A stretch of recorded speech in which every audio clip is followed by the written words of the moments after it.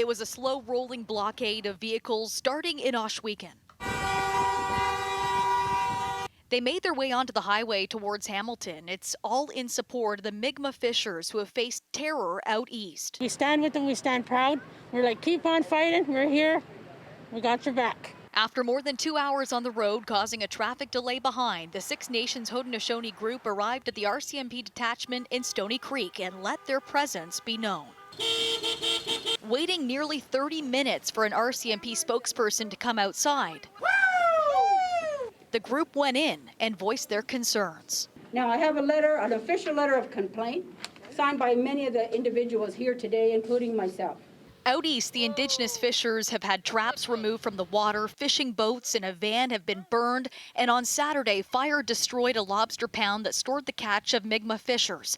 This group in Hamilton says the government and RCMP should have done more to prevent such violence. They read their letter of complaint out loud. Because of the inaction of the RCMP, the DFO, and the Ministry of Public Safety, the racism and violence were allowed to escalate.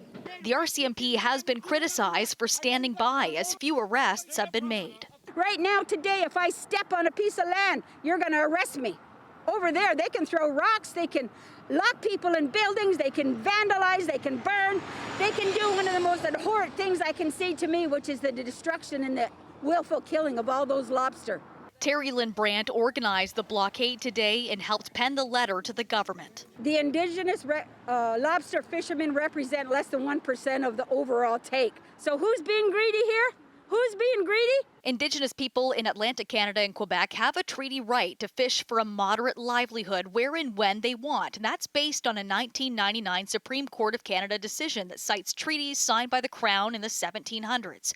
Many non-Indigenous critics cite a clarification issued 4 months after that 1999 ruling, stating the Mi'kmaq treaty rights would be subject to federal regulations. Those Mi'kmaq fishermen have waited for the DFO. Shame on you, DFO, for taking over 20 years and still doing nothing.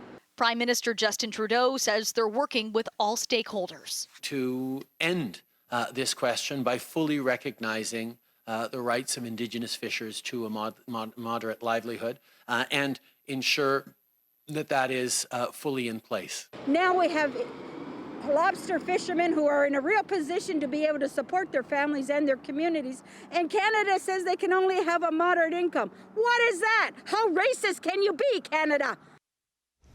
The Mounties have said that they condemn the violence and that the investigations do continue. Some commercial fishermen say that they are angry, though, that operations are running outside of the federally mandated commercial season. However, the Mi'kmaq people say that they are exercising their treaty rights.